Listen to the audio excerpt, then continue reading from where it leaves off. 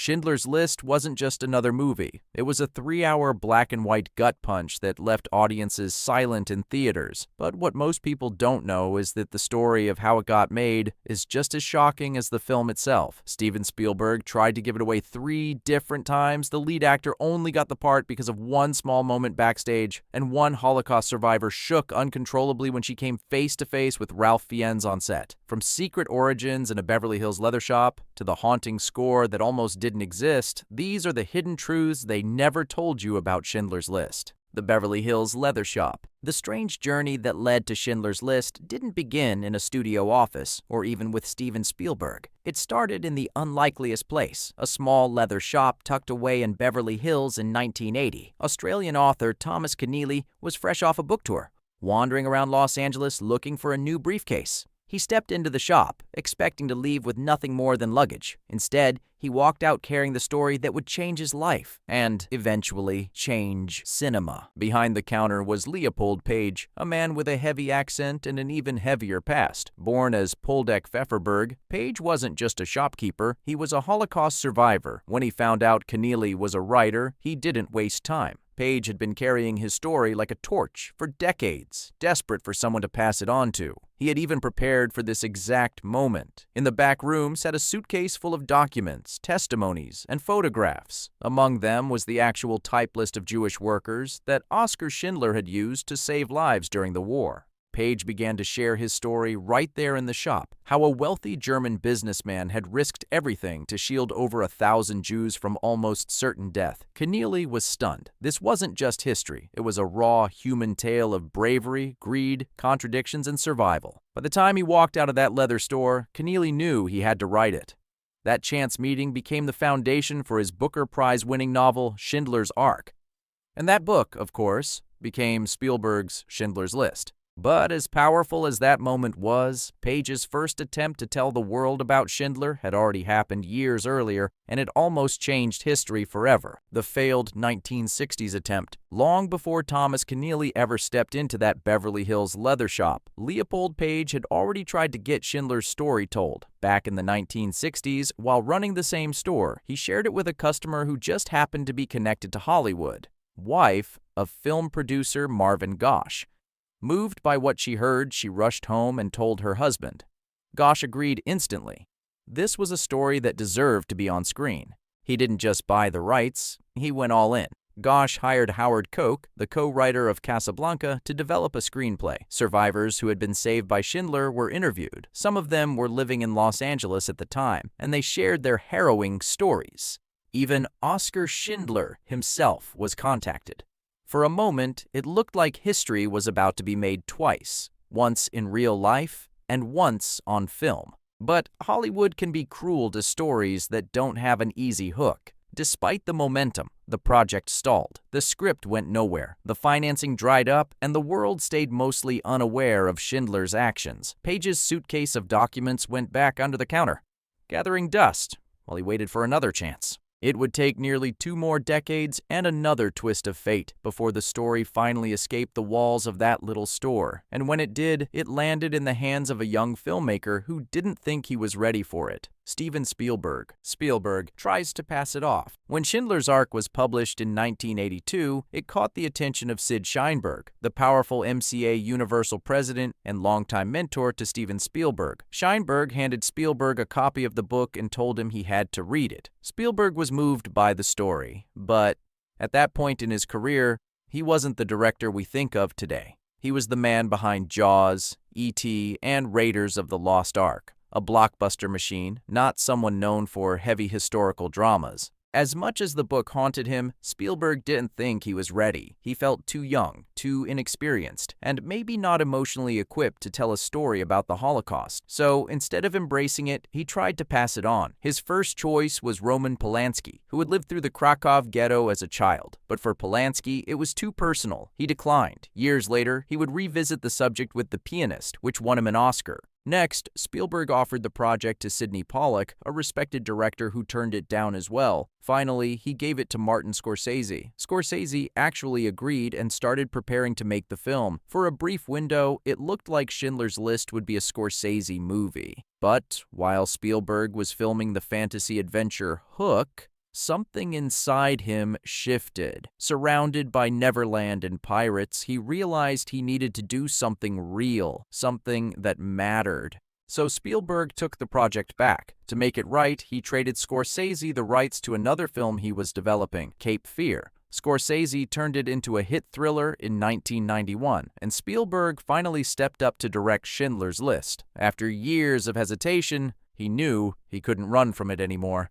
This was the story he was meant to tell. Blood money. By the early 90s, Steven Spielberg was one of the most successful directors in Hollywood history. He'd made his fortune with Jaws, E.T., Indiana Jones, and Jurassic Park. Money wasn't something he needed, but when it came to Schindler's List, Spielberg made a decision that stunned the industry. He refused to take a single dollar for himself. No director's fee, no back-end profits, nothing. Spielberg called any money made from the film blood money, and he wanted no part of it. He believed this story was too important to be tied to personal gain. Instead, he redirected the profits towards something lasting. In 1994, just a year after the film's release, he used the money to create the USC Shoah Foundation. Its mission was urgent: record and preserve the testimonies of Holocaust survivors before their voices were lost forever. The foundation quickly grew into one of the largest video archives of its kind, collecting tens of thousands of interviews in dozens of languages from survivors all over the world. Those recordings have since been used in schools, museums, and documentaries, helping to educate millions about the Holocaust. Spielberg's refusal to profit turned the movie into something more than cinema. It became a bridge between history and the future, ensuring that the voices of survivors would outlive the people who once tried to silence them. And while Schindler's List swept the Oscars and became a cultural landmark, Spielberg himself never earned a cent. That was exactly how he wanted it. Liam Neeson almost didn't get it. When it came time to cast Oskar Schindler, Steven Spielberg faced pressure from Hollywood. Big names like Warren Beatty, Mel Gibson, and Kevin Costner were all interested. The studio would have loved a star who could guarantee ticket sales, but Spielberg wasn't looking for fame. He was looking for the essence of the man. He eventually landed on an Irish actor who was still relatively unknown in Hollywood, Liam Neeson. Spielberg had seen him on Broadway in Anna Christie and noticed his quiet strength, his natural charm, and the way audiences connected with him.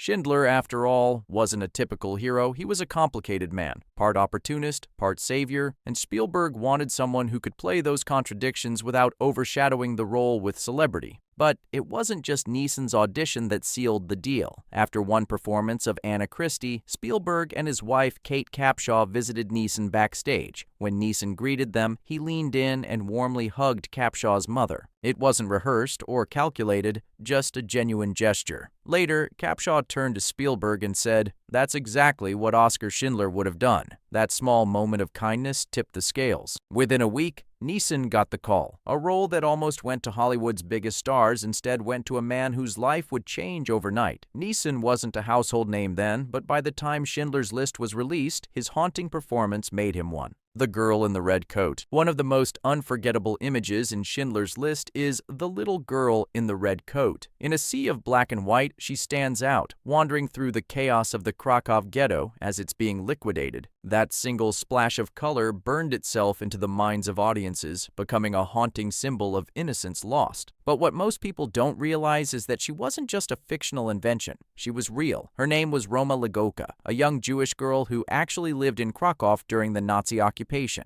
She really did wear a bright red coat, and she became well known in the ghetto because of it. Against all odds, she survived the Holocaust, and years later wrote a memoir titled The Girl in the Red Coat, where she described her childhood memories of violence, fear, and survival.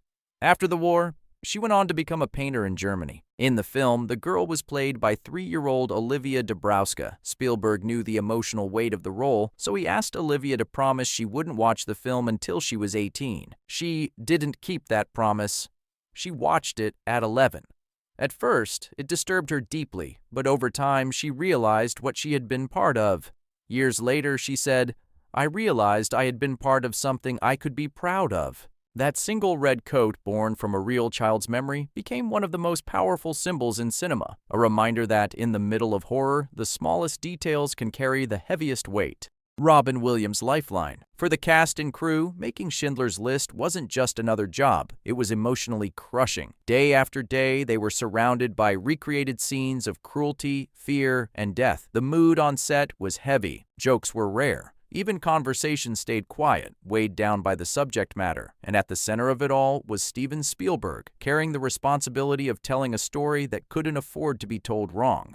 But Spielberg had a lifeline. His friend Robin Williams. While Spielberg was filming in Poland, Williams would regularly call him on the phone, not to talk about the movie, but to make him laugh. He'd launch into wild impressions, silly characters, and one-liners, doing whatever it took to lift the weight off Spielberg's shoulders for a few minutes. Spielberg later admitted those calls kept him going. Without them, he wasn't sure he could have pushed through such a dark and exhausting shoot. It was a strange contrast. By day, Spielberg directed one of the bleakest films in cinema history. By night, he'd be laughing at Robin Williams cracking jokes over the phone. In a way, it mirrored the message of the movie itself. Even in the darkest of times, there can still be light. Mila Pfefferberg shakes. For some, visiting the set of Schindler's List was more than emotional. It was terrifying. Mila Pfefferberg, the real-life wife of Leopold Page, the man who first carried Schindler's story to the world, came to watch filming in Krakow. She had lived through the Holocaust herself, surviving the very brutality the movie was recreating. When she arrived, she was introduced to Ralph Fiennes, who at that moment was in full costume as Nazi Commandant Amon Goeth. The sight of him stopped her cold. Fiennes had transformed so completely into Goeth that Mila immediately saw not an actor,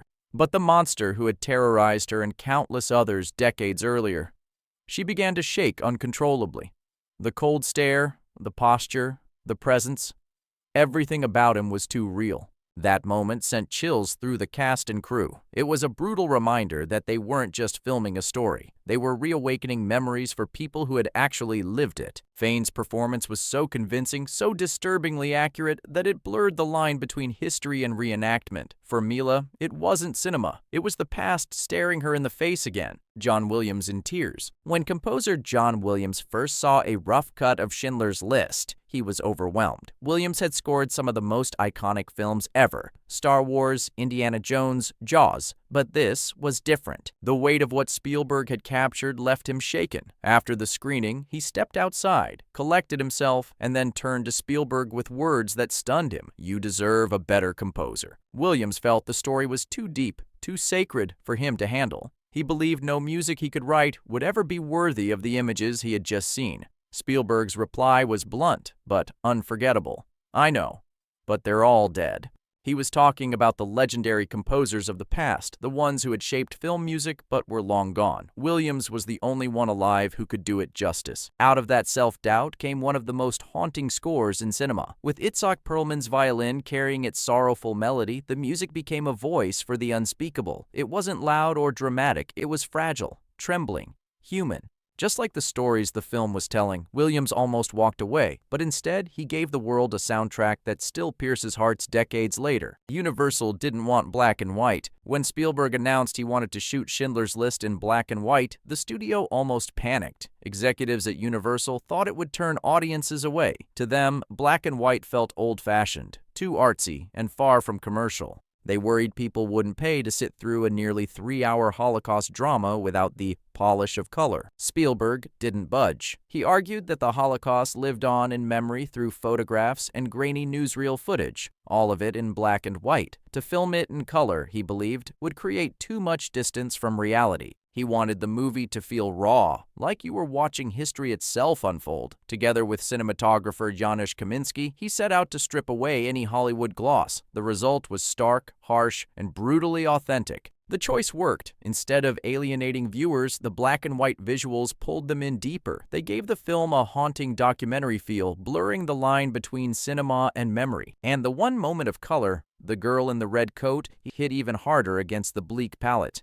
What the studio thought would be a weakness became one of the film's greatest strengths. Schindler's List wasn't just a movie. It was a test of how far cinema could go in telling the truth. From a chance meeting in a Beverly Hills leather shop, to survivors breaking down on set, to Spielberg refusing a paycheck because he called it blood money. Every detail behind this film carried real human weight.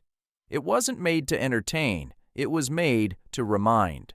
30 years later, its message hasn't faded. Spielberg himself said the film matters now more than ever because hate hasn't gone away. If anything, it's louder, more visible. The story of Oskar Schindler isn't just about the past, it's a warning for the present. That's why the film still hits with the same force today as it did in 1993. So, the next time you see that little girl in the red coat or hear the violin from John Williams' score, remember, behind those images were real people, real memories, and real pain. Schindler's List didn't just win 7 Oscars, it became a mirror, forcing us to see what humanity is capable of, both at its worst and at its best. Which of these hidden truths shocked you most? Let us know in the comments, and don't forget to like and subscribe for more untold stories behind the films you thought you knew.